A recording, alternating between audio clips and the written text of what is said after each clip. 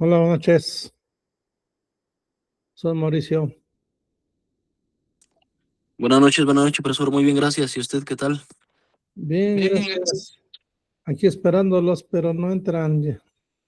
No les fue suficiente el descanso del lunes, ¿verdad? Quieren más descanso. Sí, no, creo que soy el único ahorita conectado, ¿no? Sí, es el único. Ah, no, pero está bien, mejor ahí. Más Sí, personal la clase. exacto. A ver si ahorita se conecta alguien más. Es que Particulares. mandaron Ujú. ahí de lo del puente y eso. Entonces no sé cómo hayan quedado. Igual como ya es, creo que nuestras últimas sesiones, Ya van a acabar. y ya estamos por concluir. Ok. Me parece que el 27 de este mes ya, ¿Acaban? ya culmina ahora sí. Bueno, es lo que dijo ahí control escolar. No sé si hay algún cambio o modificación, pero creo que hasta ahorita no. Ok. Mm. Pues yo creo que sí, ya acaban, ¿no? Ya. Ujú. Y ya empieza su trámite de titulación, ¿no? Sí, justo eso ahí para checar y estar al pendiente cómo se va a hacer esa Exacto. dinámica para poder hacer la titulación y todo eso. Pero Ajá, sí me parece que hasta el 27 ya es la última. exacto. Sí, pues ya está en el último. Ujú. Pues qué bueno que ya van a acabar. Este, y ya que empieza su trámite de titulación, ¿no? Este, pues bueno, pues vamos a ver esta tercera materia de este bloque,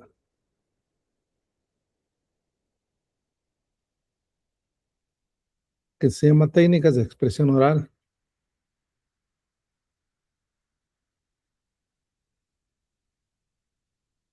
La tercera materia de este módulo. Y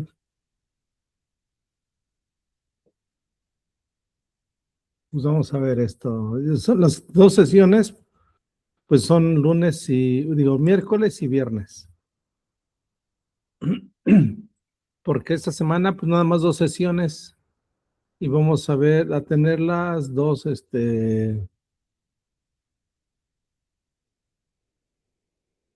la de hoy y la del viernes. O sea, ya jueves ya no, sino el viernes. ¿Mm?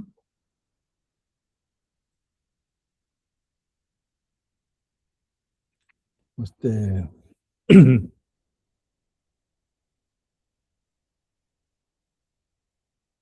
entonces, para que se acuerden,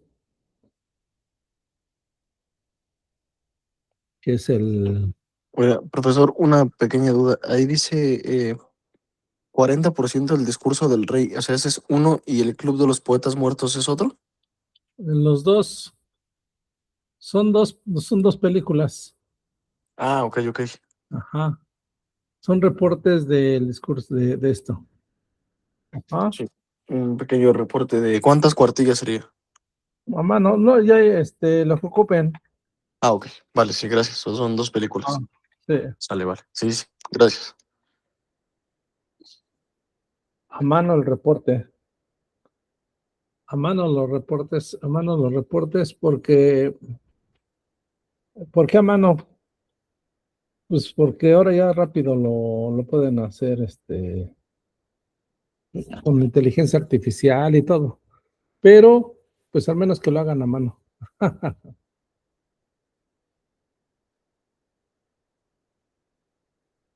Ujú. Entonces, por eso son a mano. ¿Sí? Entonces, el examen 50, los reportes 2, van a ser dos reportes. Se consiguen rápido esas películas. Pero esas películas hablan mucho sobre el tema que estamos viendo. Bueno, que vamos a empezar a ver, el discurso, la expresión oral. Son películas muy buenas para este tema.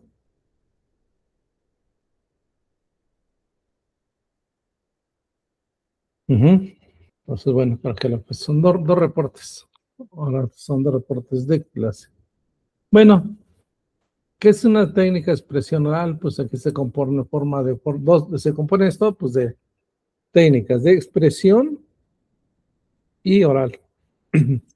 Bueno, entonces, pues el hombre siempre se ha querido comunicar y esta comunicación pues tiene que ver con distintos procesos cognitivos.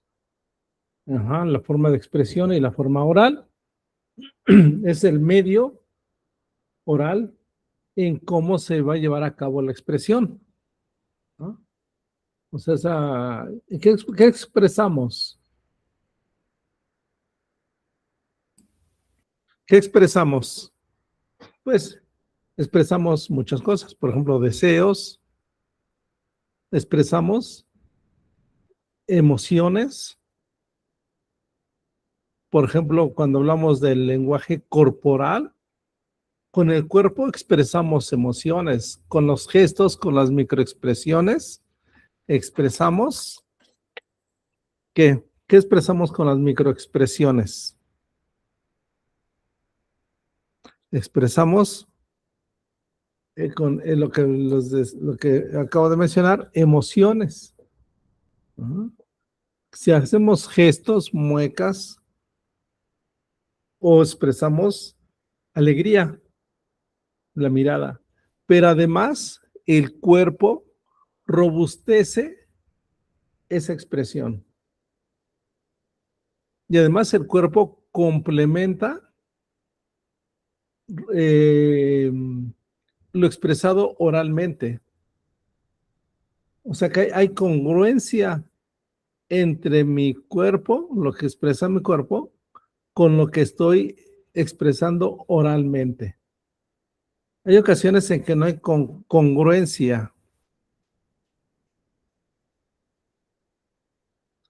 Por ejemplo, digo oralmente que estoy contento, sin embargo, por las expresiones no concuerdan con lo que dije oralmente.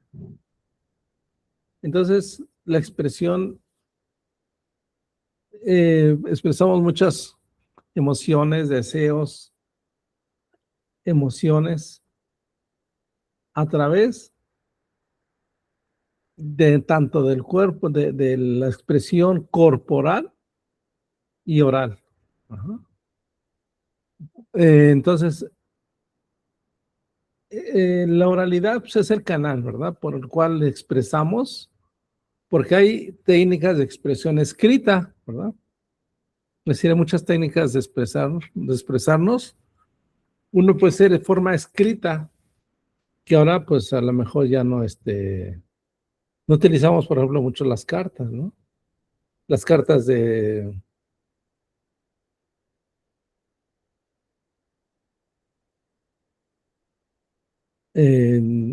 ahora solamente por WhatsApp, ¿no?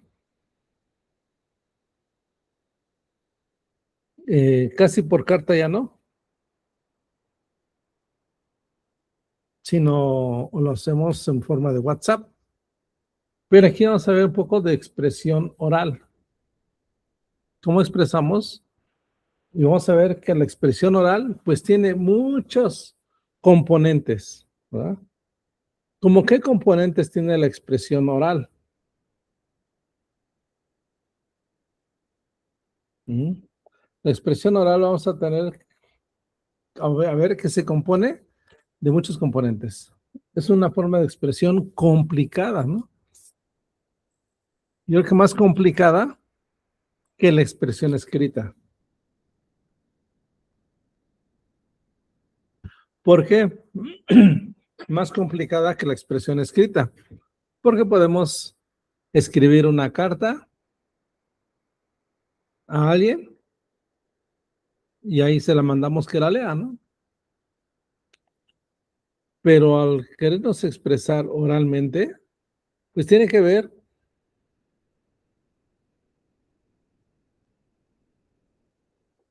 eh, a quién nos vamos a comunicar. Ujú. ¿A qué foro nos vamos a dirigir?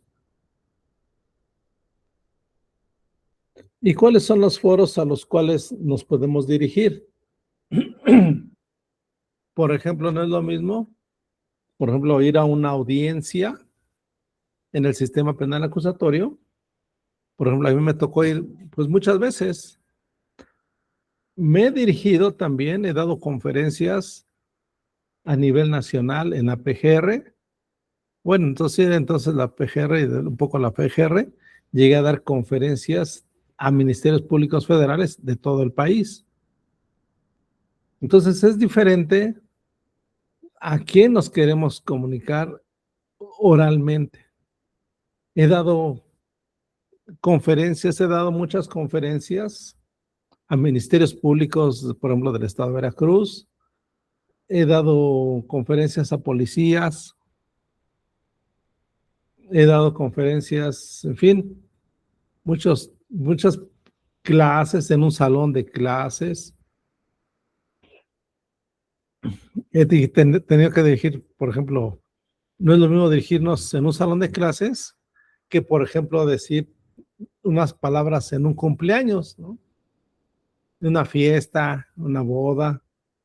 En 15 años he dado algunas palabras a fiscales del estado de Veracruz, a policías, les digo, a nivel nacional di una conferencia, en fin, y hay otras formas de dirigirse a, por ejemplo, vamos a ver algunos oradores, cómo realizan esta expresión oral.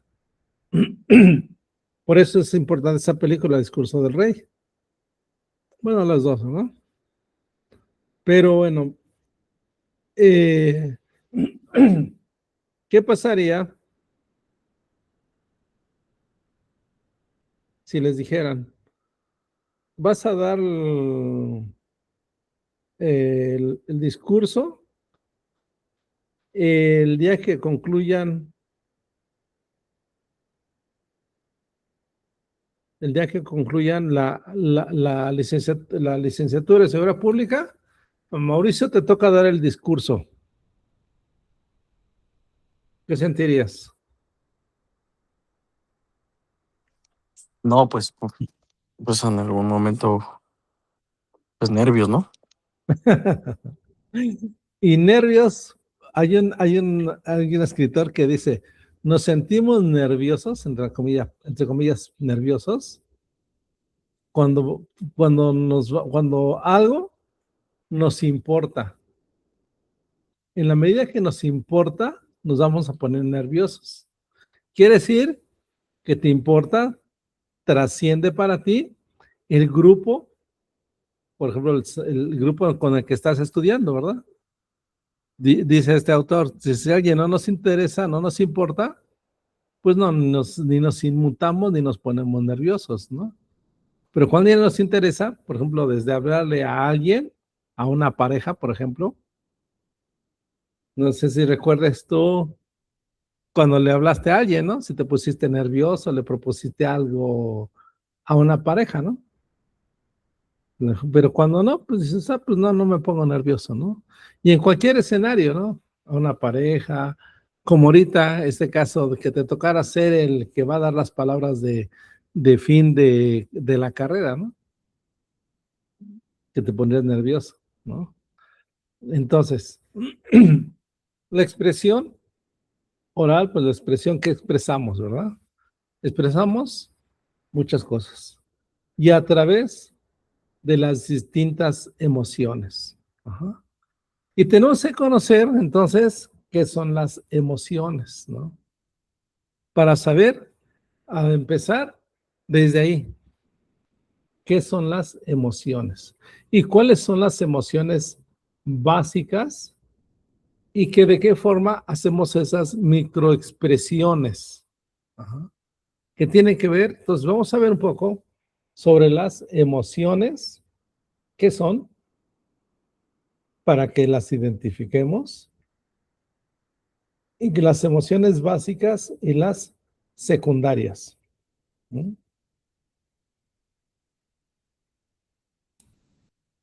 Entonces, muchas veces no sabemos cuáles son las emociones y a veces y no sabemos,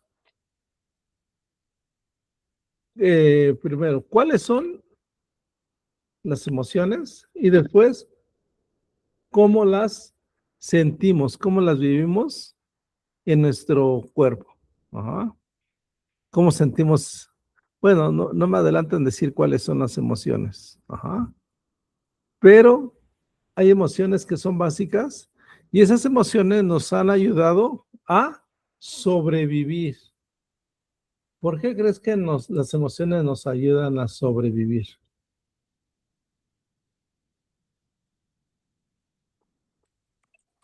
Pues porque de alguna u otra forma, profesor, el retener las emociones está médicamente comprobado que es dañino para la salud. El guardar el coraje, el guardar el rencor, el guardar la tristeza, son emociones que afectan a nuestro sistema inmunológico, ¿no? En este caso, el poder Exacto. expresarte, hacer que liberes esa, esa sustancia en el cuerpo. No me acuerdo ahorita perfectamente el nombre, pero sí tiene absolutamente que ver todo con lo que son las emociones y el estado de ánimo. Otra manera muy fácil pues, de poder referirse a eso es la preparación que uno tiene, o en este caso, como usted dice, la importancia que uno le da a una expresión, ya sea oral, escrita. En este caso puede ser, no sé, como dicen, no, pues, algo que no me interesa, pues no le voy a dar la importancia que le puedo dar a lo mejor al ejemplo que dijo, el, el discurso de aquí de la licenciatura, ¿no?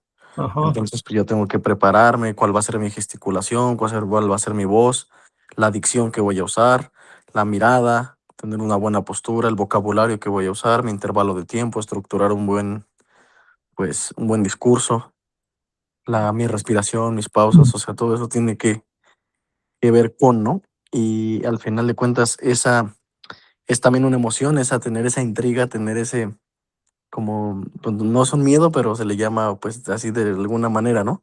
Coloquialmente el nerviosismo híjole, lo voy a hacer, pero ya después cuando uno lo hace y sale bien, pues que siente una satisfacción, ¿no? Una alegría. Entonces, estás consecuentemente jugando con las emociones en todo tu entorno. Exacto, exactamente. Y mencionaste algo también muy importante, que es cómo expresamos estas emociones en un discurso. Por ejemplo, qué quiero provocar con mi discurso, ¿no? Con mi expresión, ¿qué quiero provocar? Por ejemplo, quiero convencer a alguien, ¿no? Por ejemplo, o como les decía, a una pareja. Quiero convencerla que sea mi novia, ¿no? Y va a ser lo mismo, va a ser un lenguaje aplanado, va a ser un lenguaje que voy a utilizar plano, ¿no, verdad? ¿Cómo sería un lenguaje plano o una expresión plana?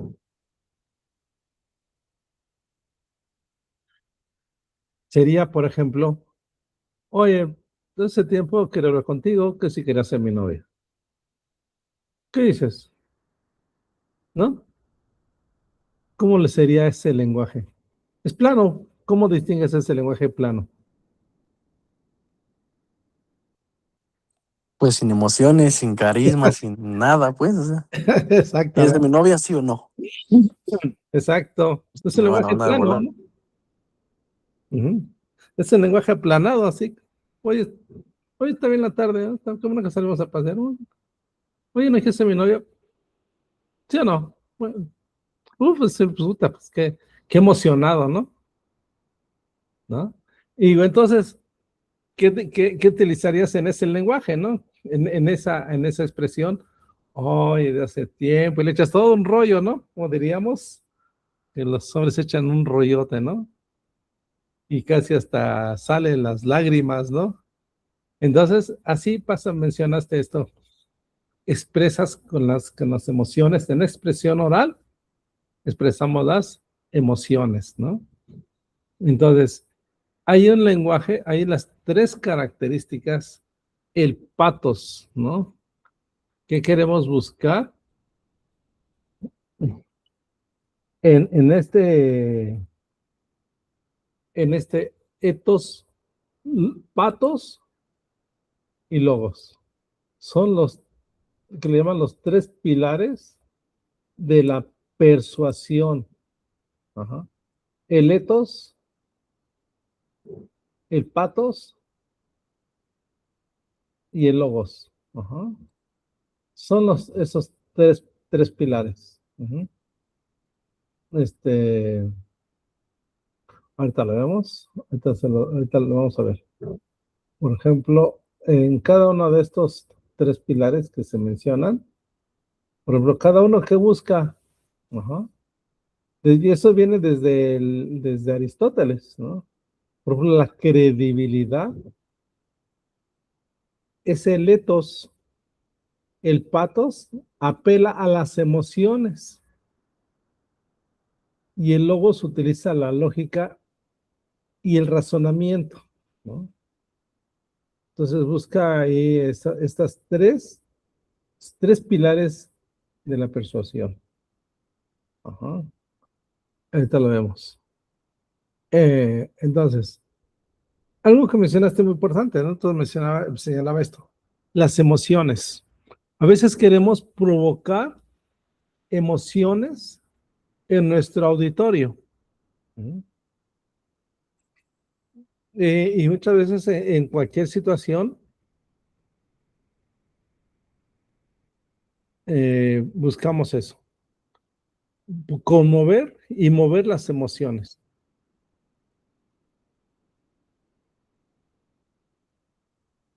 Mm, Este, en muchas ocasiones,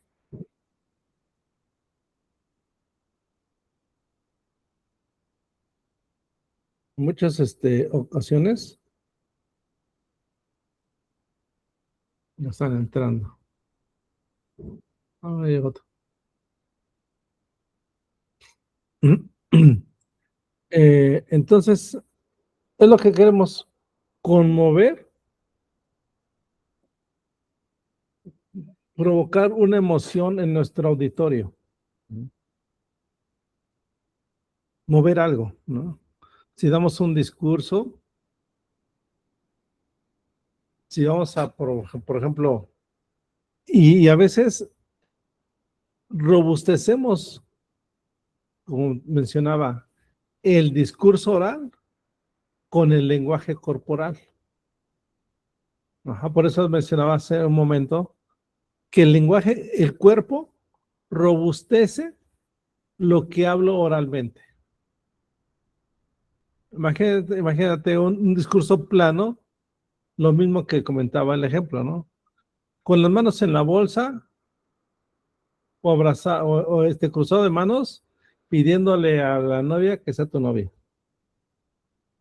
¿no? ¿Cómo se vería? Así con las manos en la bolsa y así como militar.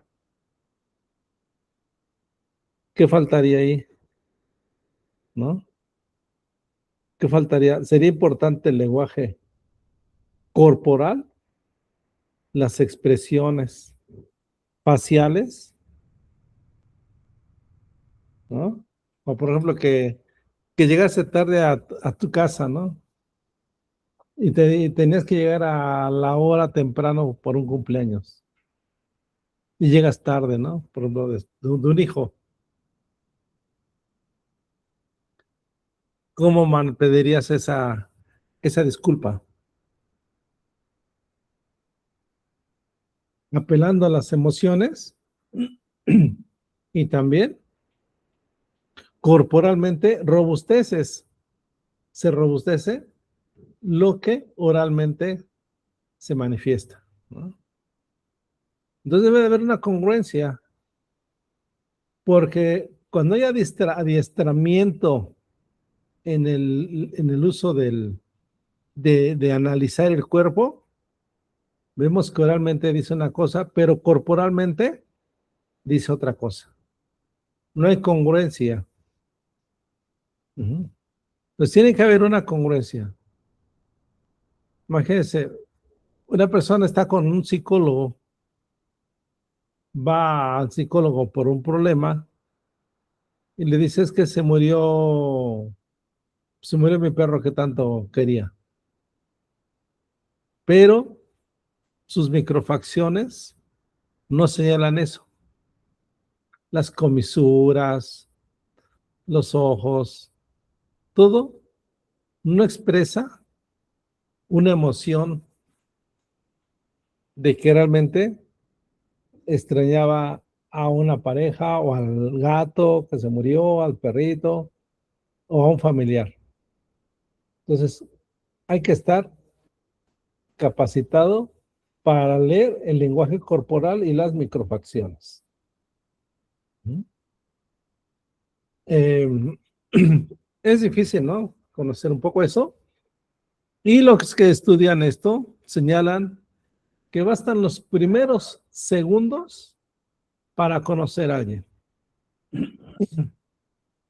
Si recién conocen a una persona, bastan los primeros segundos para hacer un escáner así rapidísimo. Hacen un escáner, ¿no? Y desde unos segundos ya tienen suficiente información para saber incluso si confían en esta persona. Oye, pero si ni he hablado, si ni siquiera me he hablado, pero ya con lo que escanea uno, los primeros segundos, ya ven si esa persona hasta casi que leen del carácter en la cara. Se ve bien enojona, ¿no? Se ve muy amable, ¿no? Oye, pero ni siquiera ha hablado. Pero ¿qué idea se tiene de una persona que acaban de conocer? ¿Qué datos pueden sacar de una persona que acaban de conocer? Hola, Gumer.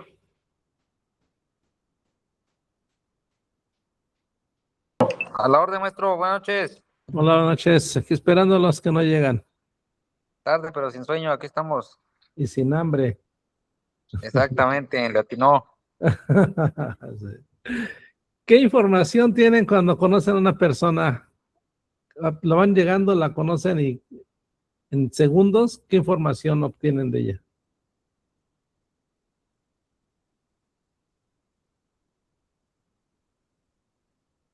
¿Mm?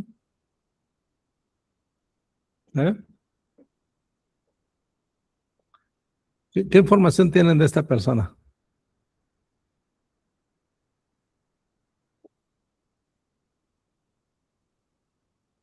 ¿Nada? Sus redes sociales.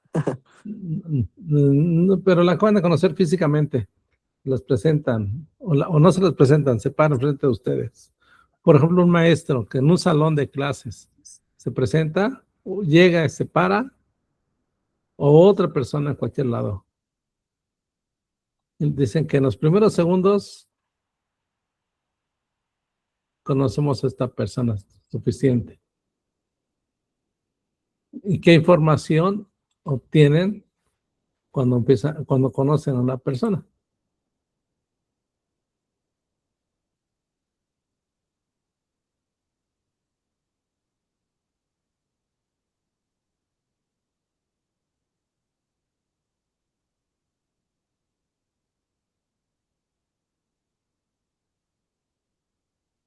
Me salí sin querer. Bueno, ¿qué información tienen de una persona?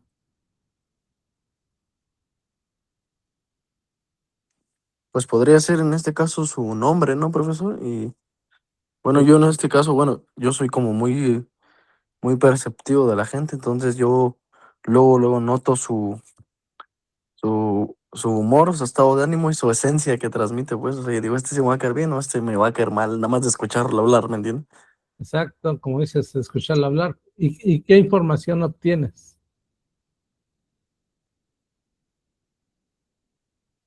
Cuando dices la acabas de conocer, Bueno, pues regularmente uno cuando conoce a una persona, pues uno te das cuenta el idioma que habla. Si alguien llega y se para al lado de ti y habla en otro idioma, pues te das cuenta, este no habla español, este habla inglés, este habla francés, este habla portugués, ¿no? ajá, Eso es lo primordial. Su esencia, cómo lo percibes buena gente, lo percibes serio, lo percibes un poco más em, disociado, o sea, todo eso.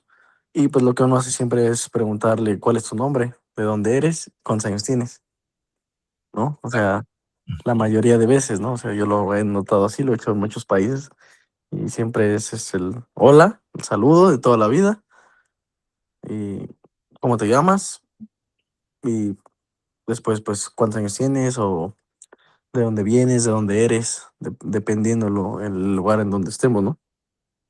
claro, exacto.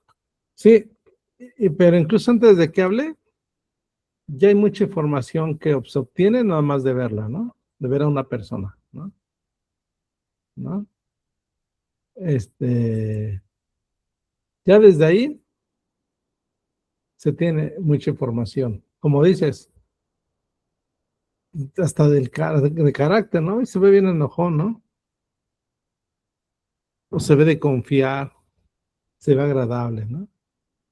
Exacto. Bueno, entonces, vamos a ver dos videos que me interesa que vean. Uno de las emociones, qué son las emociones, y otro, el lenguaje,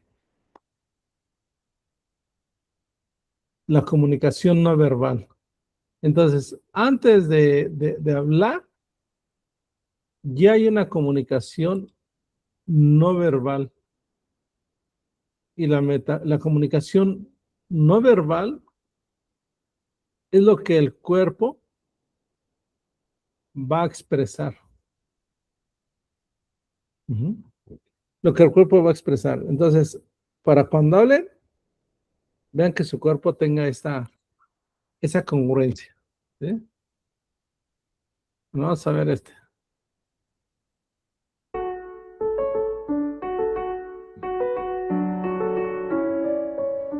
Bienvenido, David. Muchas gracias por invitarme. David, sabemos que podemos comunicarnos sin utilizar la voz, sin usar palabras.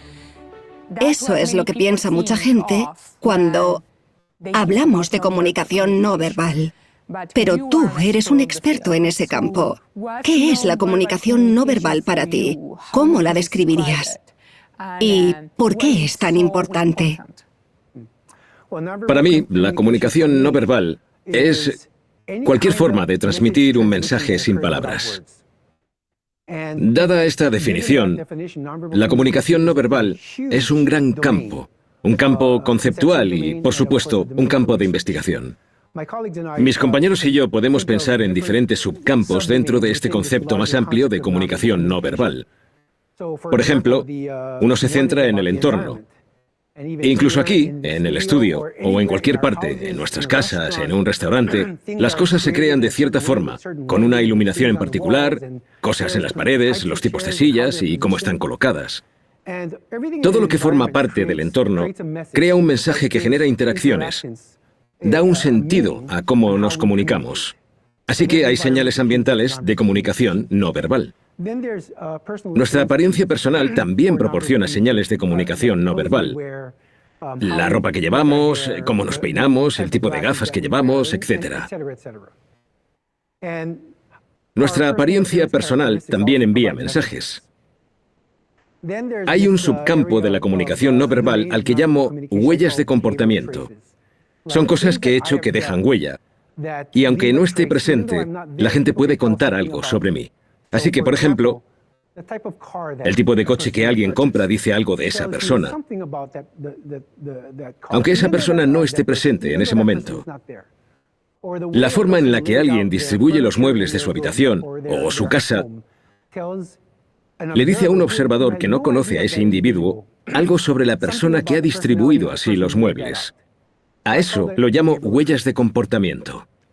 Finalmente, hay un debate sobre comunicación no verbal conocido como conducta no verbal, que se compone de las acciones dinámicas y conductas del cuerpo que todos tenemos cuando estamos interaccionando con alguien, como por ejemplo asentir con la cabeza, sonreír, los gestos que hacemos cuando hablamos.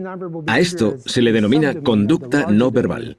Para mí, la conducta no verbal es un subcampo de un campo más grande, como es la comunicación no verbal.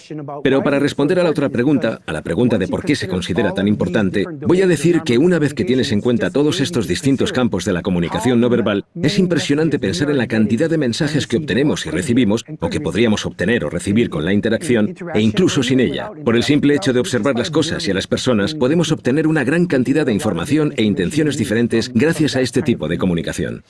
David, esto es muy interesante, porque cuando hablamos de comunicación en general como un todo, por así decirlo, ¿cuánta información de la que estoy compartiendo contigo ahora, verbalmente, con mi lenguaje corporal y la comunicación no verbal, cuánta información está en las palabras, viaja a través de las palabras, y cuánta viaja a través del resto de los aspectos que acabas de mencionar?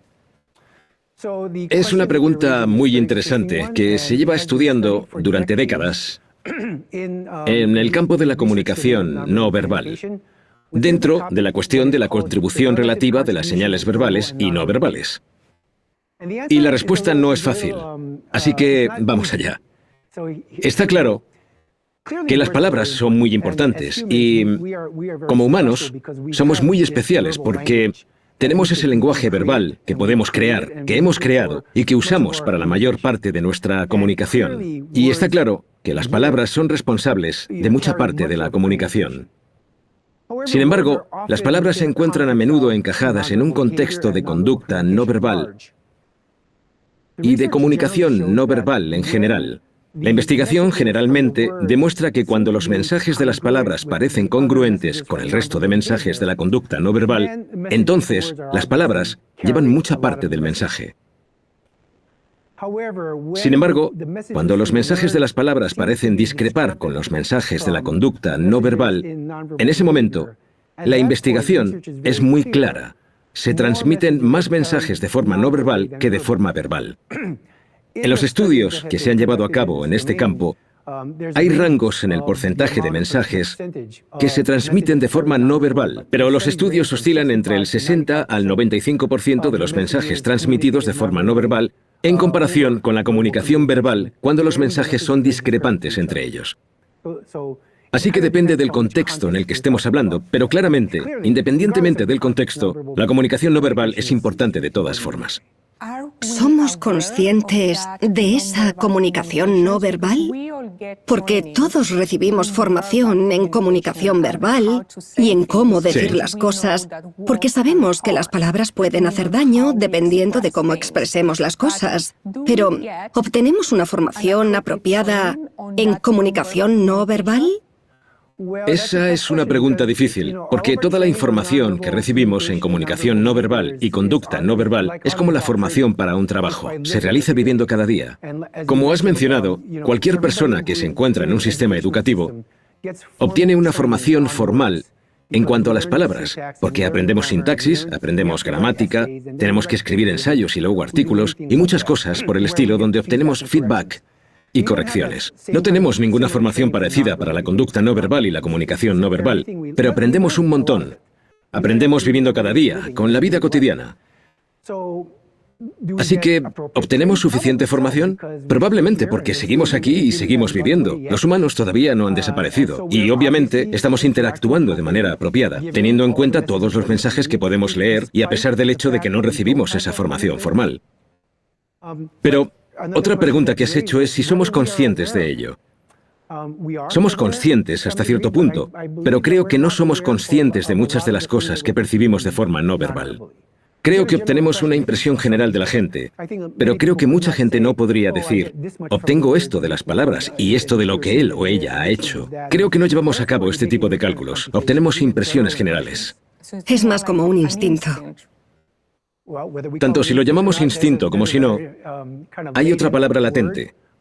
Pero está claro que obtenemos impresiones de forma inconsciente que creo que se alimentan de otras conductas no verbales. El elemento de la razón en nuestros cuerpos, que tiene un papel importante en esta comunicación no verbal, es nuestra cara y las emociones que compartimos a través de nuestra cara. Uno de los temas sobre los que se ha hablado mucho es hasta qué punto las emociones que expresamos son universales o no. Tengo mucho que decir acerca de eso. Estás haciendo referencia a un tema que ha sido de gran interés para la comunidad investigadora y para el público en general durante décadas. Desde que Darwin estaba escribiendo su teoría de la evolución hasta la actualidad, creo que esa pregunta acerca de si las emociones y sus expresiones son universales o no se ha debatido. Creo que para comprenderlo de forma más detallada y sofisticada, tenemos que analizar lo que entendemos por universalidad y todos sus apartados. Está claro que hay muchas. Pero empecemos con la premisa de que los humanos tienen la habilidad biológica innata de tener emociones, de tener una serie concreta de emociones y de expresar esas emociones de la misma forma en todas las culturas. Para mí está claro que la investigación ha demostrado que los humanos tienen esa habilidad innata de tener una serie de emociones y de expresarlas de una forma concreta. Pero la habilidad inherente de tener esas emociones es innata desde que somos bebés. Pero en ese punto, sin embargo, las culturas y todas las normas, reglas, valores y costumbres juegan un papel fundamental sobre qué nos emociona, qué es apropiado expresar y cómo modulamos esas expresiones cuando las sentimos. Cuando echas un vistazo a la investigación en este campo, creo que si te centras en si son innatas o no, está muy claro. Sin embargo, cuando analizas las investigaciones más adelante, sobre todo con adultos de distintas culturas, lo que observas es que las personas interpretan las expresiones faciales de los demás de muchísimas formas diferentes. Creo que hay muchas formas diferentes de llegar todos a actitudes afectivas, valores, opiniones o creencias sobre las emociones. Sin embargo, si te centras en las investigaciones en las que pones a distintos individuos en una situación en la que obtienen una emoción, en las que pueden confiar y saben qué se quiere obtener, las caras de las personas brillan de la misma forma. No conozco ninguna investigación que no haya demostrado que esto es verdad, aunque haya muchas investigaciones que evidencian muchas diferencias culturales, sobre todo en el campo de la percepción y la interpretación de las expresiones. Una de las cosas más curiosas que he encontrado, dime si es verdad o mentira, es que hay 19 sonrisas diferentes, pero solo 6 están vinculadas con la felicidad. Bueno, hay una serie de investigadores que en la última década, probablemente, han intentado incorporar datos a esa afirmación. Esa afirmación ha existido por un tiempo y hay muchas formas distintas de que se produzca una sonrisa, debido a la complejidad de nuestra musculatura facial. Hay algunas investigaciones que sugieren que hay muchos tipos distintos de sonrisa. No creo que la investigación esté lo suficientemente madura como para poder hacer afirmaciones válidas sobre si tenemos esa cantidad y ese tipo de sonrisas, o asociar algunas con la amabilidad o con sentimientos placenteros y otras no. Está claro que la gente puede sonreír aunque no esté feliz. Pasa constantemente. Igual que la gente puede sonreír cuando está feliz. También puede no sonreír aunque esté feliz. Todo depende del contexto social. Creo que la investigación no está lo suficientemente madura como para hacer declaraciones tan generalizadas sobre cuántas expresiones existen, cuántas podrían relacionarse con la sonrisa, cuántas son positivas y cuántas son negativas. Vivimos en un mundo en el que cada día estamos más conectados y la globalización es una realidad. La mezcla de culturas, de personas de todas partes del mundo conviviendo, ¿hasta qué punto hace que desaparezcan las diferencias culturales? Las investigaciones han demostrado que se está produciendo un gran cambio cultural y que se está dando un cierto grado de homogeneización de la cultura, sobre todo en las grandes ciudades por todo el mundo. Por lo tanto, está claro que existen este tipo de investigaciones y cambios culturales. Lo que no sabemos es el grado de las expresiones emocionales y las reglas culturales alrededor de lo que nos emociona y cómo expresamos esos sentimientos. No hay investigaciones que demuestren si ese tipo de fenómeno se está homogeneizando o no. Espero que suceda, junto con otros cambios culturales que se están dando, sobre todo en las ciudades que son relativamente modernas, en las que hay un montón de información visual compartida con la combinación de Internet, Netflix, YouTube y todo lo que podemos ver alrededor del mundo. Pero no disponemos de datos sobre esto. Me imagino que es cierto, pero no tenemos ese tipo de datos. Estoy seguro de que hay cierto grado de ese tipo de cambio cultural en nuestra expresividad a lo largo del tiempo, ya sea bueno o malo. Creo que esto da pie a debates muy interesantes acerca de la pérdida de ciertos aspectos de nuestras culturas. Pero creo que eso es otra pregunta. Pero estoy seguro de que dispondremos de más datos en el futuro. Hay un ejemplo de datos reales que demuestran cierto grado de homogeneización entre culturas, pero tiene que ver con los gestos. Hace unos años, mi compañero Hee-Sung Hwang y yo publicamos un estudio en el que mostrábamos gestos llamados gestos emblemáticos. Son gestos que la gente hace en diferentes culturas y que transmiten una palabra o un mensaje verbal como este. Tradicionalmente, se ha pensado que estos gestos eran muy específicos de cada cultura. Cada cultura genera su propio idioma. Genera este diccionario de gestos emblemáticos. Así que documentamos una serie de gestos emblemáticos en distintas regiones del mundo. Lo interesante de eso fue que enseñamos los distintos gestos a personas de distintas regiones del mundo y nos dimos cuenta de que hay ciertos gestos que reconocieron de la misma forma en todas las culturas, a pesar de que, supuestamente, estos gestos emblemáticos eran específicos de cada cultura. El estudio demuestra que hay entre 8 y 10 de estos gestos que todo el mundo entiende, como este. Creo que todo el mundo entiende este gesto como algo bueno. Los pulgares arriba significan bien. Disponemos de datos que sugieren, al menos en cuanto a la interpretación de estos gestos, que esta homogeneización está teniendo lugar, al menos en cuanto a su interpretación.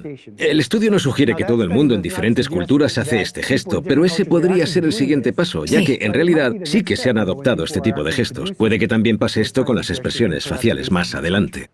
Antes has comentado que somos capaces de sonreír incluso cuando no estamos felices.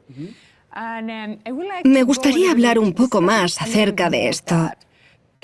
¿Podemos ocultar nuestras emociones? Yo diría que sí, basándome en lo que has dicho. ¿La cara de póker existe en realidad? Es una pregunta difícil, porque creo que es muy difícil para la mayoría de las personas ocultar sus expresiones por completo. En especial cuando están experimentando una emoción extremadamente intensa. Así que aquí tenemos en cuenta distintas variables. Hablamos de cuál es el contexto, de lo fuerte que es una emoción, etc. Cuanto más fuerte es una emoción, más complicado es esconderla, sobre eso no hay duda. E incluso cuando queremos esconderla, y sabemos que tenemos que esconder esos sentimientos tan fuertes, yo apuesto por, y de hecho disponemos de datos sobre esto, y hay otros investigadores que también disponen de datos, yo apuesto por que poco a poco se van a filtrar pequeñas muestras de la emoción original justo antes de que la sonrisa lo enmascare todo. A pesar de que la mayoría de las personas las puedan percibir, puede que no. Por eso, puede que tengan la impresión de que es una cara de póker. ¿Existe esa percepción de la cara de póker? Totalmente. ¿Se produce esta expresión todo el tiempo? Puede que no. Ahí es donde quería llegar. Es decir, has dicho que probablemente antes de esa cara de póker se muestran pequeñas señales que muestran el sentimiento, la emoción que hay por dentro. ¿Nuestro cuerpo dice la verdad incluso aunque intentemos conscientemente ocultar esas emociones? Yo tengo claro que los cuerpos y las caras no dicen la verdad o mienten. Cuentan cogniciones y emociones inconscientes y tácitas. Tanto si algo es cierto como si es mentira, se trata de la interpretación del receptor.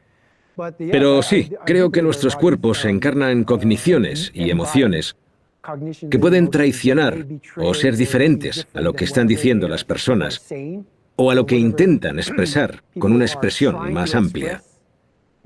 Creo que el cuerpo lo hace, ya sea con la cara o con los pies, los gestos o lo que sea. ¿Podrías ponernos un ejemplo, David? Claro. Uno de los temas de los que estamos hablando hoy son las microexpresiones. Las microexpresiones fueron descubiertas por los investigadores Haggard y Isaacs y lo publicaron en 1966. Puedo darte su ejemplo o el de muchos otros investigadores después de ellos. Estaban estudiando la psiquiatría en pacientes que estaban intentando esconder sus sentimientos acerca de algo. Estaban analizando unos vídeos momento a momento o fotograma a fotograma.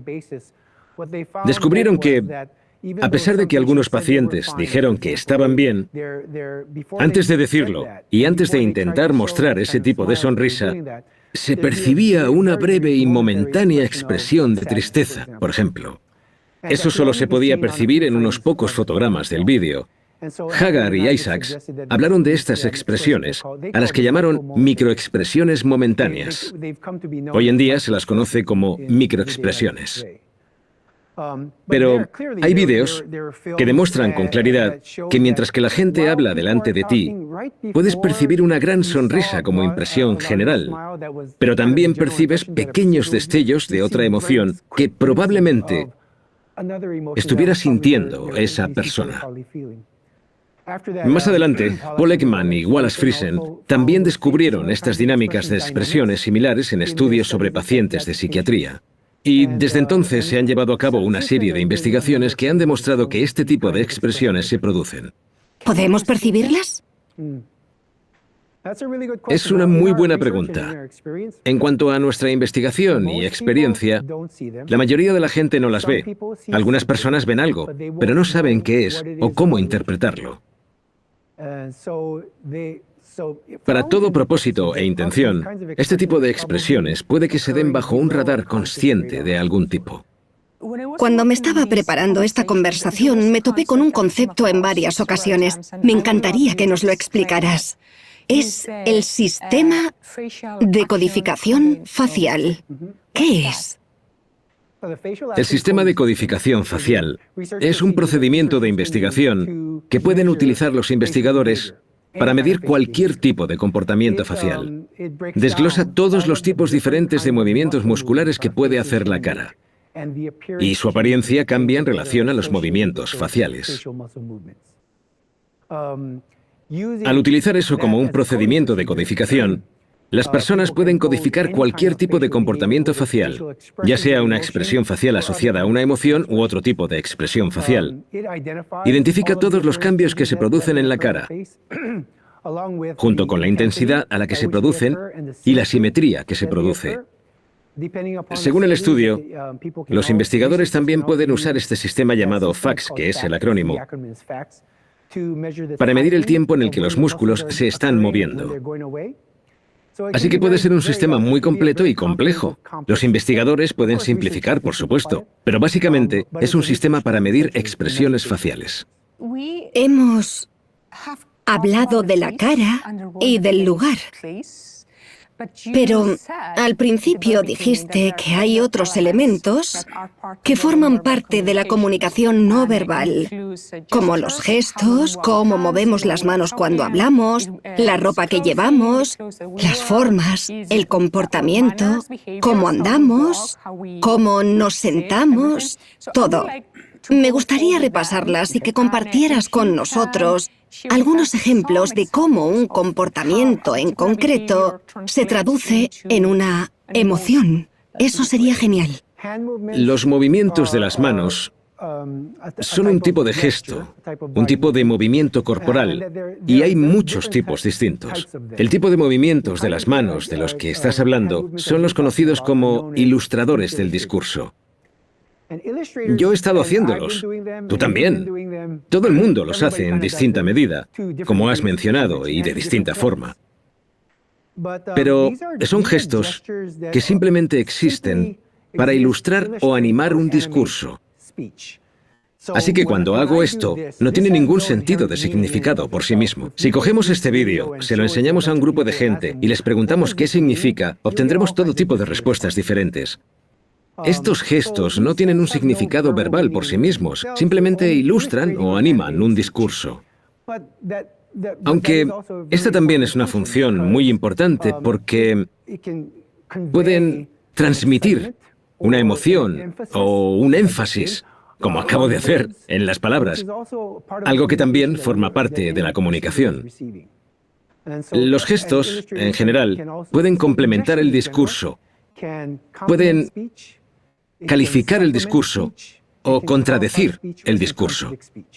Los gestos tienen diferentes funciones y roles cuando los ves como un todo junto con el mensaje verbal. A estos gestos los llaman ilustradores del discurso, a diferencia de los que he nombrado antes que se denominaban gestos emblemáticos. Por otro lado, los gestos emblemáticos tienen un mensaje verbal muy específico y son muy diferentes a los ilustradores del discurso.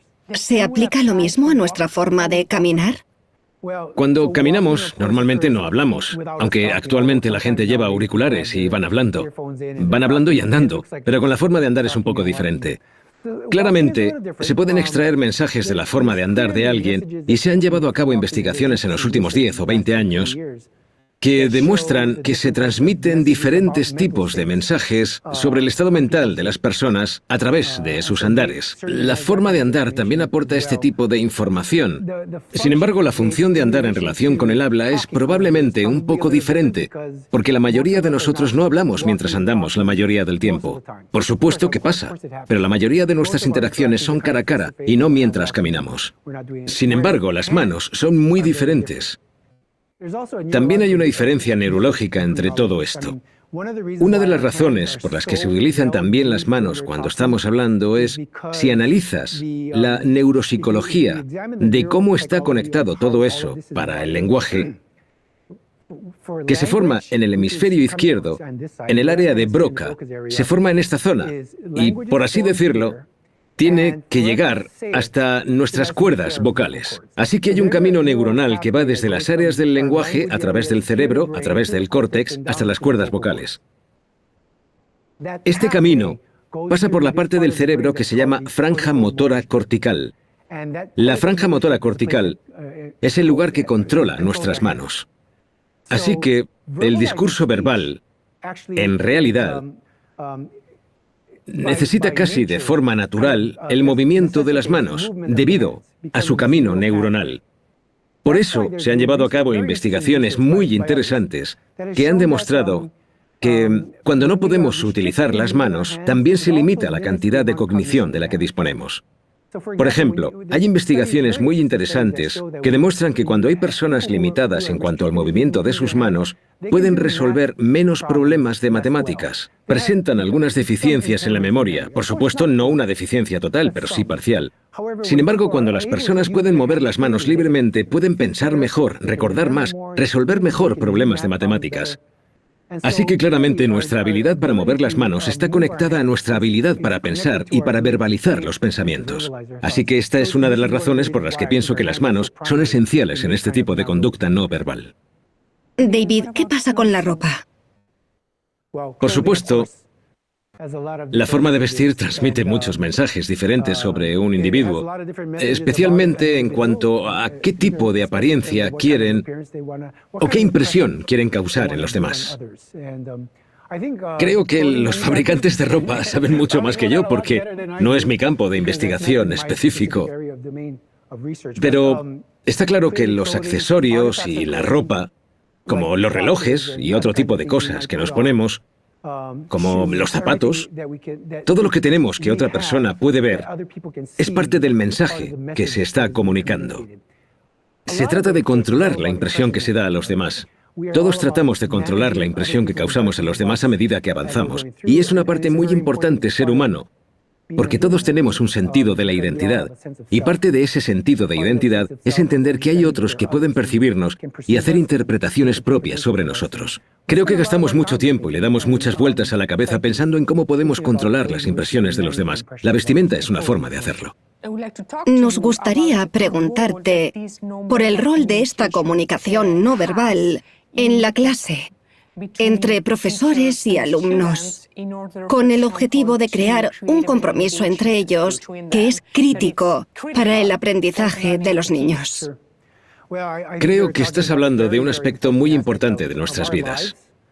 Aunque no soy un experto en investigación educacional, mi impresión de este campo de investigación en relación a la comunicación no verbal es que puede que no se enfatice mucho o no se preste mucha atención a los estudios y a la consideración de la comunicación no verbal y a la conducta no verbal en la educación. Cuando empecé a pensar en este tema, describí la comunicación no verbal desde el ambiente. Creo que los profesores pueden ampliar su manera de pensar. Yo también puedo, por supuesto, pensando en cómo estructurar un entorno que fomente cierto tipo de compromiso. Hay distintos tipos de entorno, desde cómo distribuyes los pupitres, qué tipo de cosas pones en la pared, qué tipo de mensajes estás transmitiendo con los carteles y ese tipo de cosas. Para empezar, creo que eso transmite un mensaje implícito. Mi impresión es, y no estoy del todo seguro, pero está claro que en las universidades, donde entramos en una clase que ya está diseñada así, y hay cosas que no se pueden arreglar, estamos limitados hasta cierto punto en el tipo de interacciones que podemos llevar a cabo en ambientes como este. Los profesores que están en otras clases en las que pueden cambiar las cosas de sitio y tienen ese tipo de libertad, tienen mucha libertad para pensar en cómo llevar esto a cabo. Creo que tenemos que empezar por ahí. Hay distintas configuraciones que permitirán las interacciones en grupo si quieren, interacciones entre dos personas, algo de privacidad si queremos. Actualmente los profesores tienen esa flexibilidad para fomentar los distintos tipos de interacción.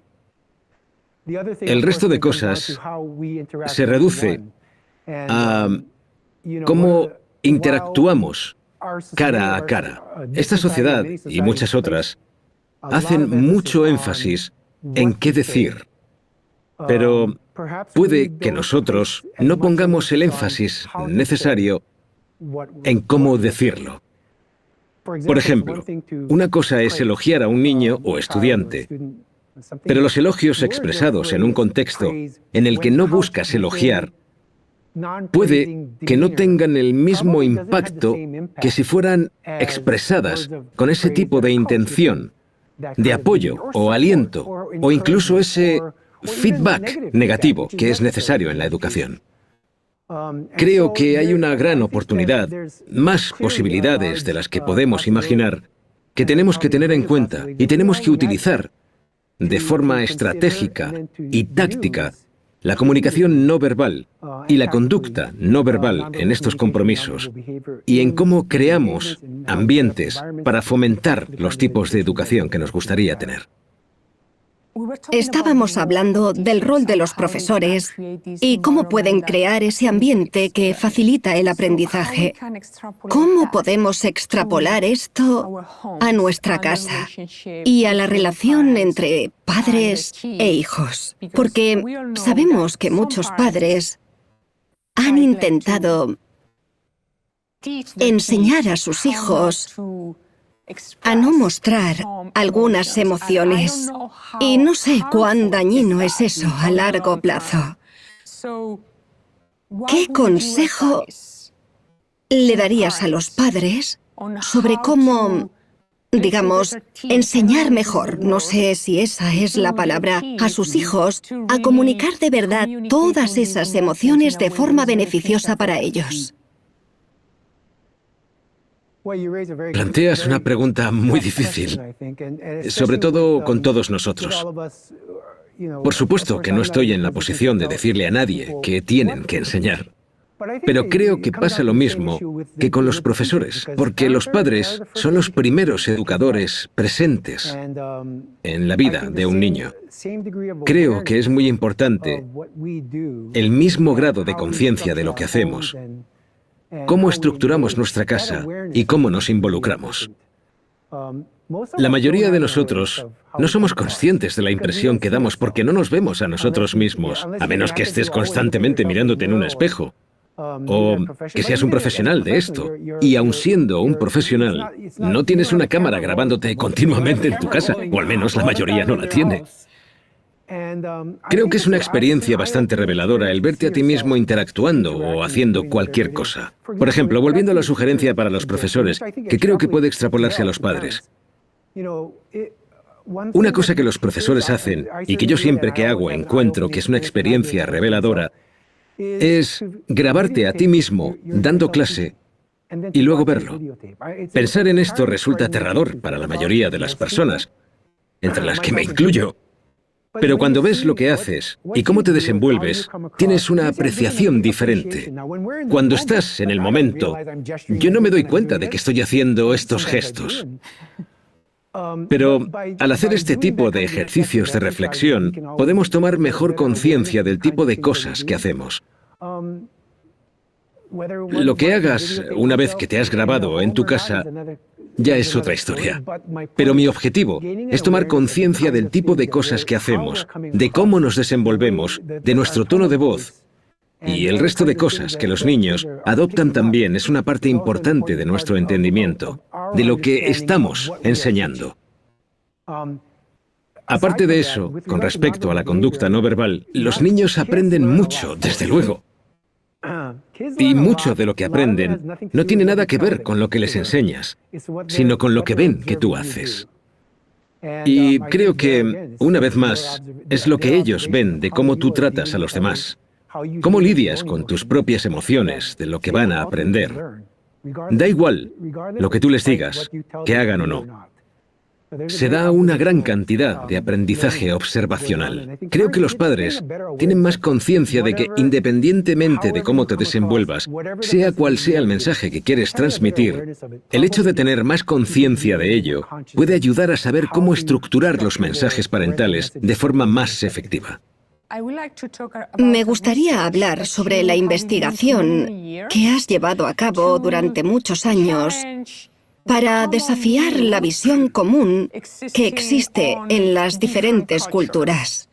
Hiciste un experimento que me gustaría que explicases a nuestros espectadores. Comparaste a los estudiantes japoneses con los estudiantes norteamericanos y el resultado de esa investigación fue sorprendente. Gracias por sacar ese tema. Es una línea de investigación que he llevado a cabo. Una de las cosas que más me molesta en el campo de la investigación intercultural y la psicología es que hay grandes diferencias culturales que separan y diferencian las distintas culturas. Por ejemplo, una de estas dimensiones culturales es el individualismo y el colectivismo. Está claro que esta dimensión existe a nivel cultural. Son culturas muy individualistas y culturas muy colectivistas. Lo que me molesta tiene que ver con los estudiantes que toman esa dimensión en el nivel cultural y hablan de gente utilizando esa misma estructura. Así que ahora son individualistas o colectivistas. Por lo tanto, es como coger un estereotipo sobre una cultura y luego aplicarlo a los individuos, que creo que es bastante dañino, tanto para la teoría como para la investigación, y probablemente también sea dañino por otros motivos. Así que en la investigación intercultural hay una gran cantidad de investigaciones que muestran, por ejemplo, una comparación de la cultura japonesa y la norteamericana junto con muchas otras culturas, y los investigadores a menudo han descubierto que los norteamericanos hacen una cosa y los japoneses la hacen de forma diferente. Y la gente ha sido muy rápida a la hora de interpretar esas diferencias, y han dicho algo así como que los norteamericanos son individualistas y los japoneses colectivistas, y por eso existen esas diferencias.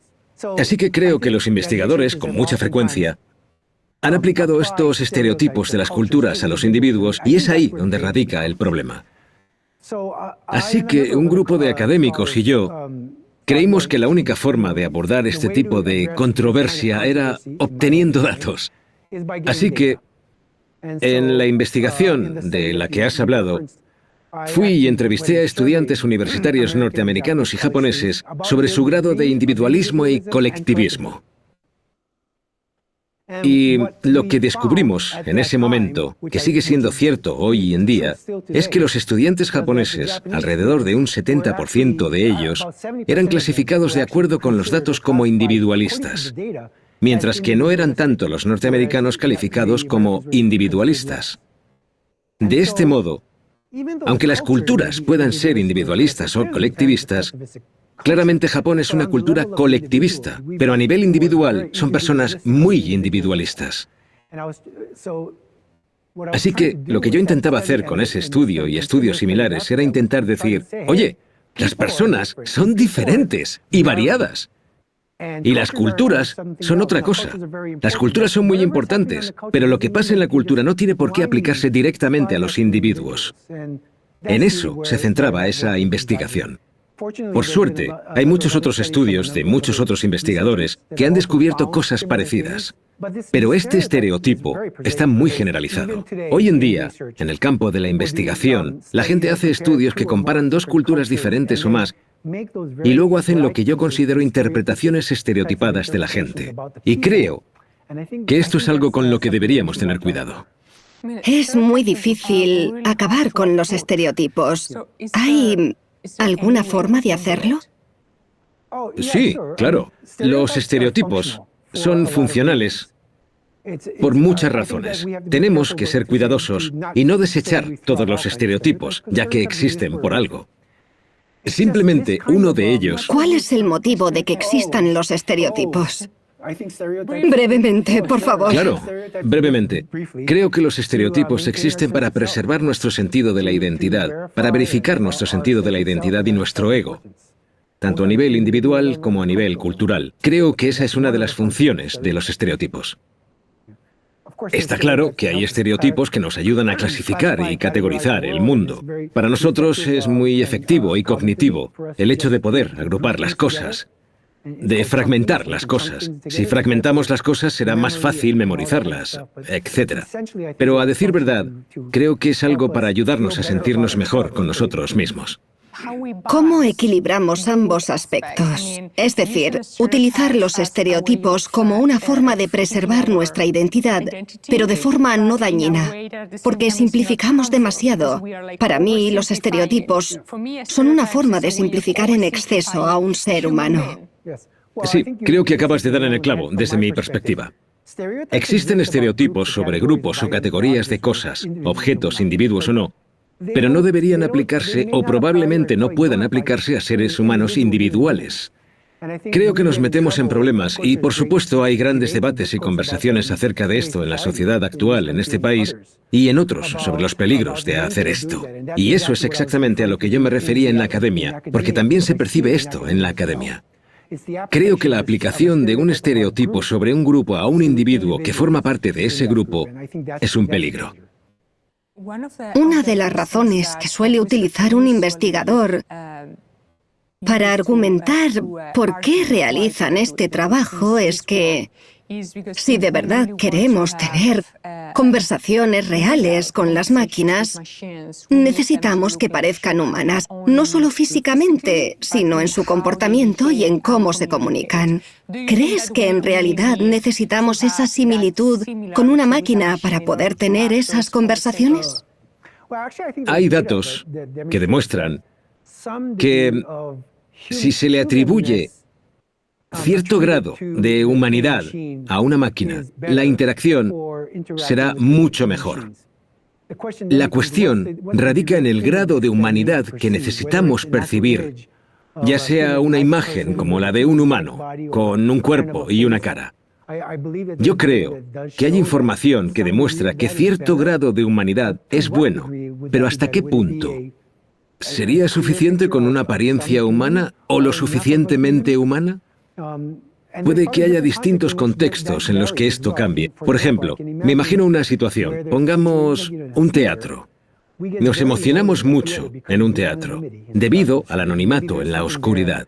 Puede que ahí no percibamos esa humanidad. Podemos emocionarnos y tener ese tipo de comunicación. No conozco la respuesta a la pregunta, pero creo que los datos actuales sugieren que, hasta la fecha, cierto grado de humanidad puede facilitar la comunicación. Mi idea se basa en la importancia de la interacción humana, en la importancia de la interacción cara a cara. Creo que en la sociedad actual perdemos alguna idea de esa importancia. Como la conversación sobre la tecnología. Por supuesto que es genial y que puede ayudar a mucha gente. No tengo intención de menospreciar ese progreso y la evolución de esa tecnología.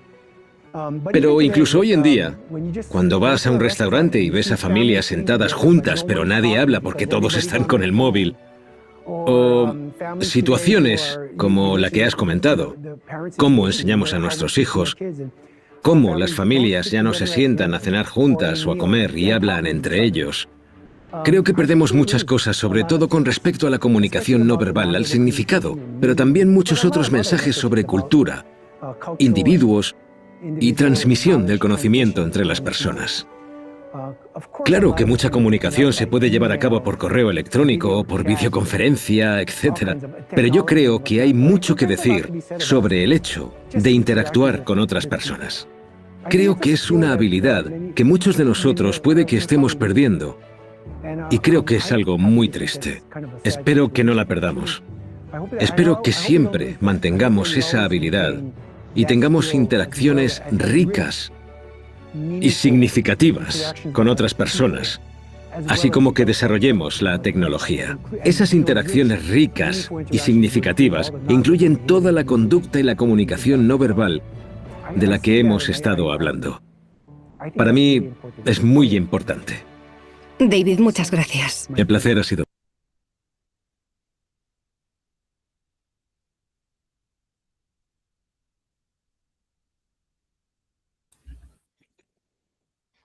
Bueno, pusimos esto que le mencionaba, que para la comunicación oral es muy importante tanto conocer las emociones como saber interpretar la comunicación no verbal. Ya vimos aquí varios elementos que hay que tomar en cuenta para la comunicación no verbal. ¿Os quieren comentar algo al respecto? Gumer, Mauricio.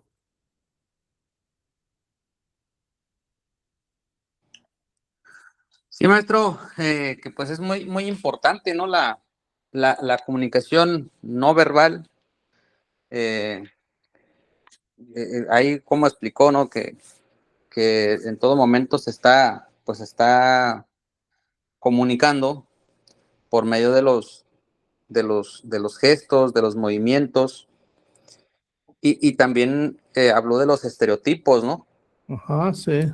Que también los estereotipos pues nos dan pues cierta identidad, y por eso es que no se van a pues como tal eliminar, algo así entendí, pero sí sirven para pues igual para comunicarnos, y todo comunica, ¿no? Incluso los espacios, la iluminación, el cómo está acomodado los muebles, las butacas, influye también mucho en la comunicación. Con eso, maestro, me quedo. Sí, perfecto. Muy bien, muchas gracias. Gracias. Ok. Muy bien, pues son dos cosas importantes que debemos de conocer para tener la comunicación oral. ¿Qué, qué sentimientos, expresiones que vamos a utilizar? Y para eso tenemos aquí esto también, ¿no? El etos, patos y logos. Ujú. Son los tres elementos que tenemos que tomar en cuenta. El etos, si puedes demostrar que tienes autoridad en un tema, será mucho más fácil persuadir a tu audiencia. Patos, si puedes conectar con los sentimientos de tu audiencia, será mucho más fácil persuadir a tu audiencia. Y luego, si te aseguras de que tus argumentos están basados en datos y son lógicos, terminarás por convencer a tu audiencia. Ujú. Pues son tres elementos que muy importantes que tomar en cuenta también para la comunicación. Y aquí vemos esto. Tenemos acá etos, patos y logos son técnicas de persuasión que Aristóteles introdujo en su libro Retórica en el siglo IV antes de Cristo. Esos conceptos se usan para influir en la audiencia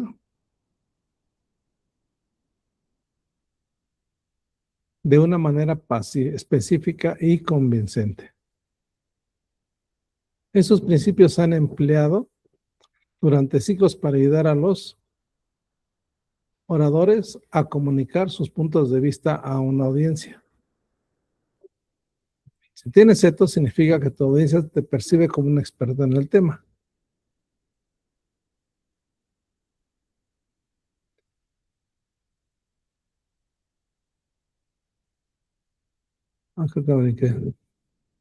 Esto se refiere a la credibilidad o la autoridad del orador o escritor.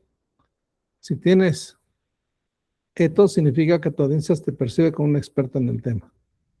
Patos, por otro lado, es la capacidad de evocar emociones en la audiencia. Y por último, logos se refiere a la lógica y la razón. Si utilizas logos, estás tratando de persuadir a tu audiencia utilizando la razón y los hechos. Tenemos etos.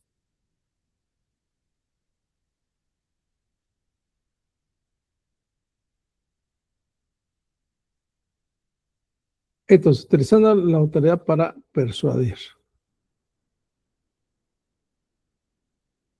El primer principio de la persuasión es el etos.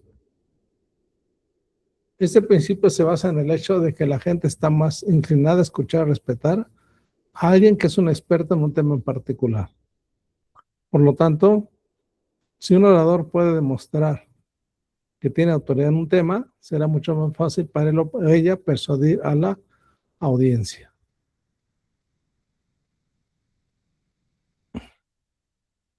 Patos.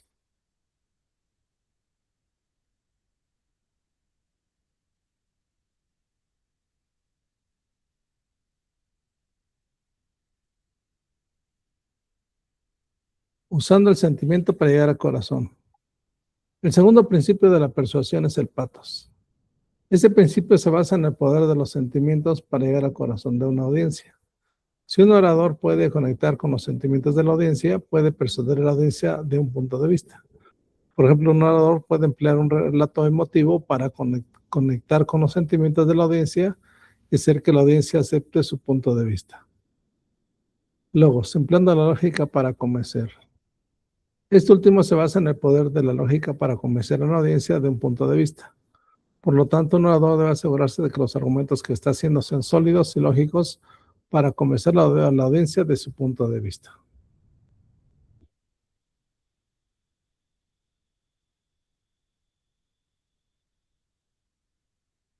A continuación se explican algunas maneras en las que puedes aplicar estos principios en tu discurso diario. Vamos aquí a poner dos ejemplos.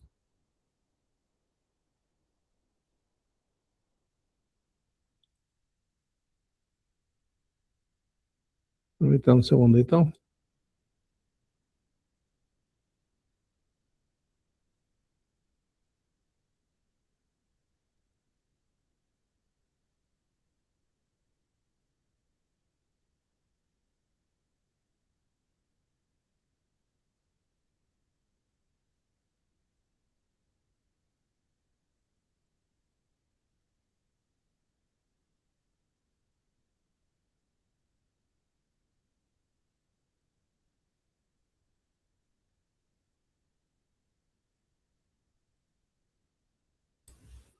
Bueno, continuamos. Etos. Para aplicar el principio de etos, debes primero establecer tu credibilidad como experto en un tema. Eso se puede lograr al leer y estudiar sobre un tema en particular para obtener conocimiento sobre él. También puedes buscar información de fuentes confiables para reforzar tu punto de vista.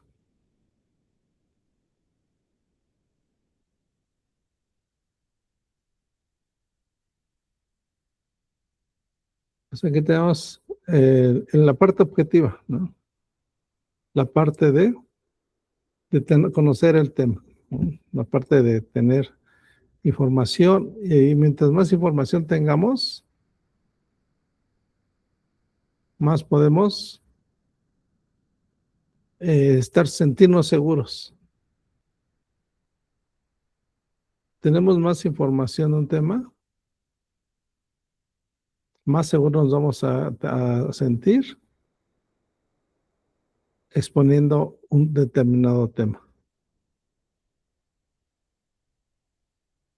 Entonces, aquí lo primero es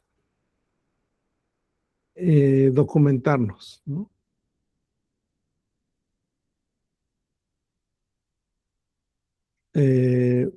Mientras más tenemos información de un tema,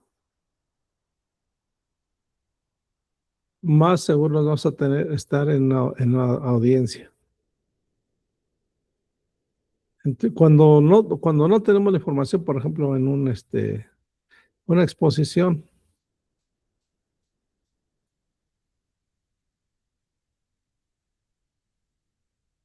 si no conocemos, vamos a perder el control, vamos a sentir nerviosos, mucho más nerviosos.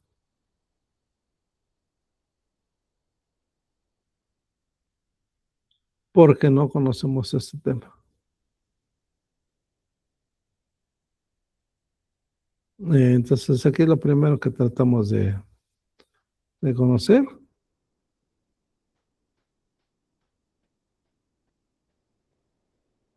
Conocer esta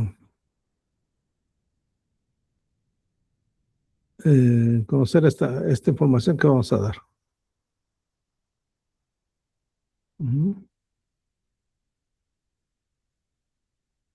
Después el patos.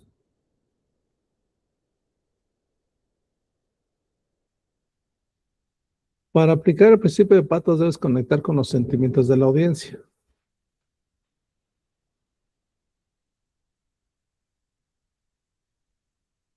Esto se puede lograr relacionándote con la audiencia a través de un relato emotivo. Cuanto más conexión logres con la audiencia, más probable será que tu punto de vista sea aceptado. Y aquí muchas veces la técnica que utilizan algunos oradores es exponer un caso personal.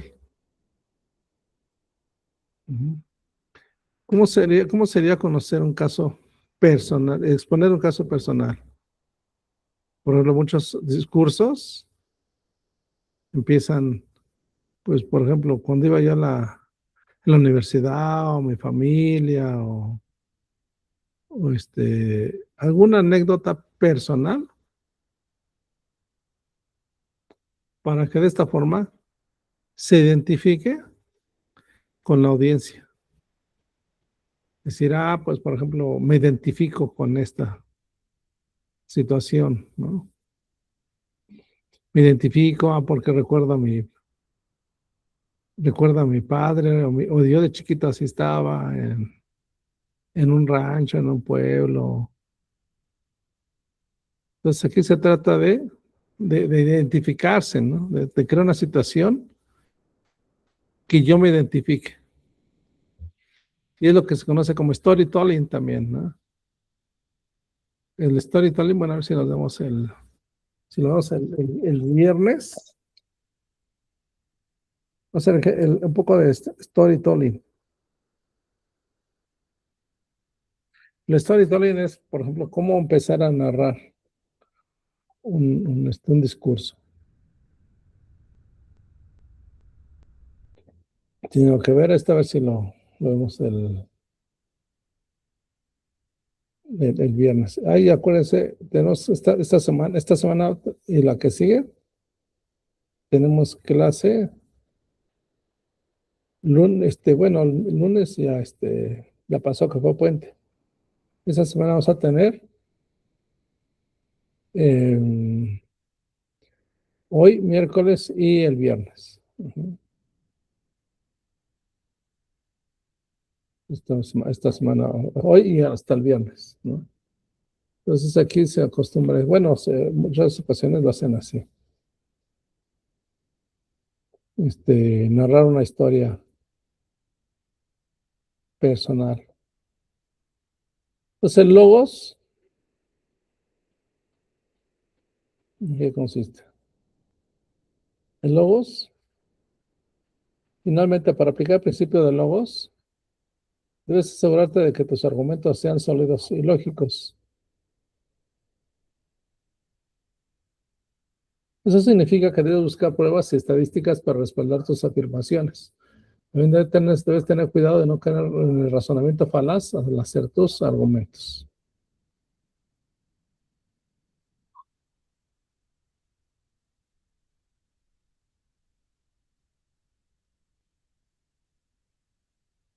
Vamos a ver.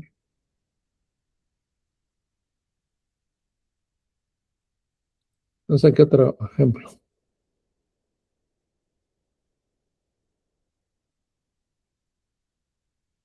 Entonces, para establecer tu credibilidad y autoridad en el tema que representarás, podrías comenzar la presentación hablando sobre tu experiencia y conocimiento previo en el área.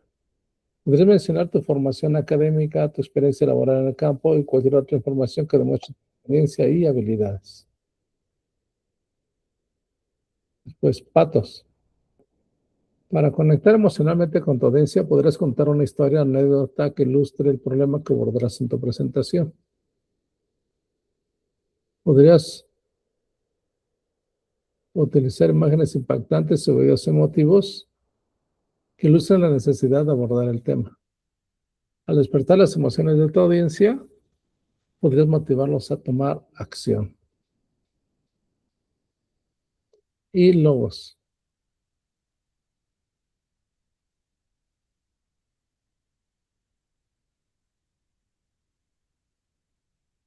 Para persuadir a tu audiencia con argumentos lógicos y basados en hechos,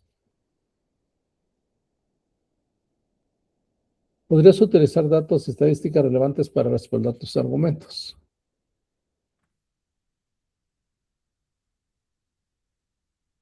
Podrías proporcionar gráficos o diagramas que ilustren la información que estás presentando. También podrías incluir ejemplos o estudios de casos que muestren cómo tu propuesta para resolver el problema que estás abordando. Aquí entonces tenemos estas tres etapas en que consiste, que puede tener un discurso.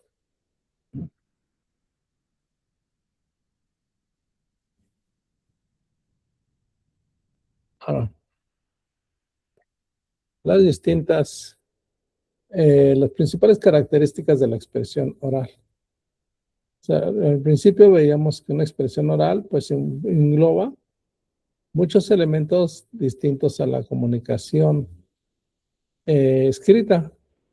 La comunicación escrita pues basta hacer una buena redacción, escribirla y pues hay que la leer.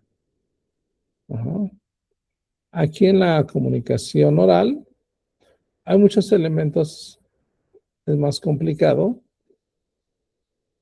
porque tenemos todos estos elementos que conforman la expresión oral. Tenemos, bueno, en la siguiente clase vamos a explicar cada una de estas. Por ejemplo, tenemos la voz. A veces dicen, hay ejercicios, por ejemplo, para que les guste la voz, ¿no? Muchas veces nuestra voz no nos gusta, o es chillona, o tiene cierto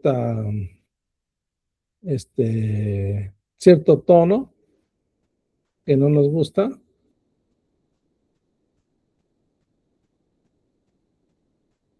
Y hay veces que, como dicen, hay que escucharnos, grabarnos para escucharnos.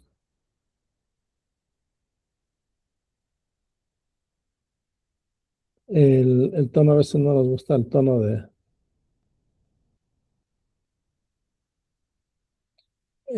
de nuestra voz.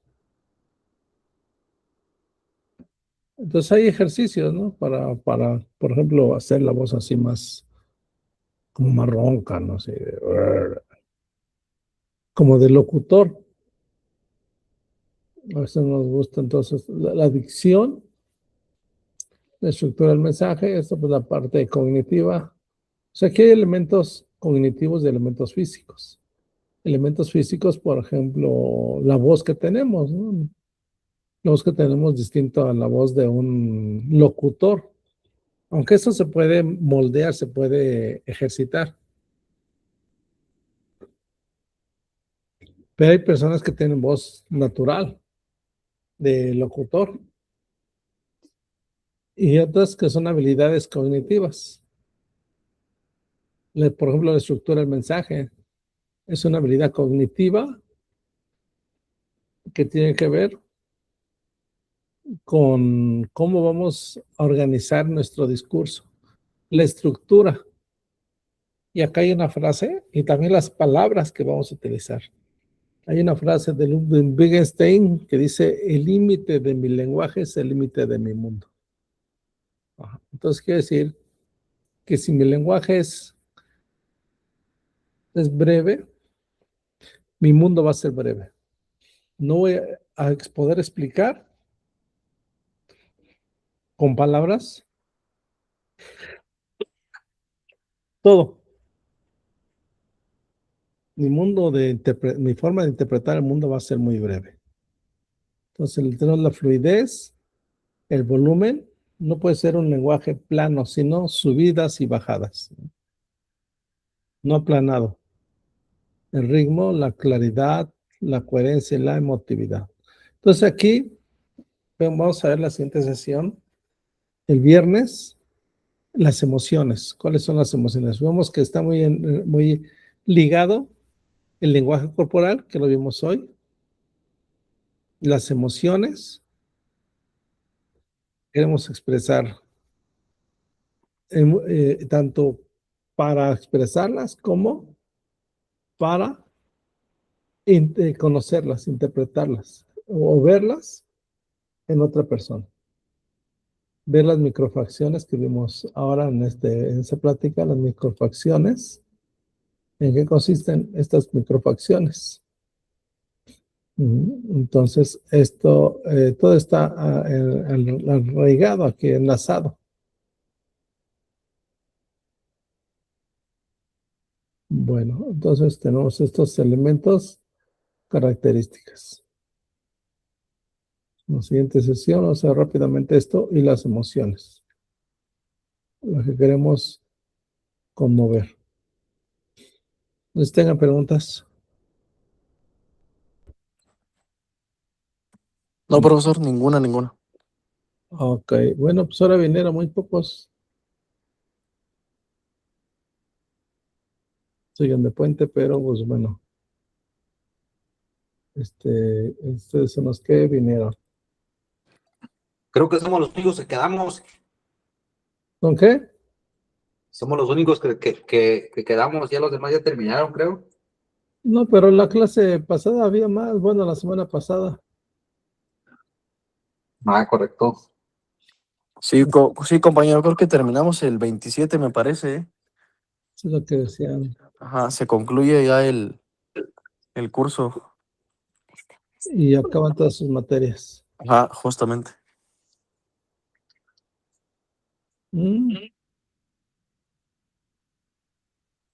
Entonces, pues ya, entonces ustedes, no, yo creo que había otros, ¿no? Hay otros, pero la semana pasada.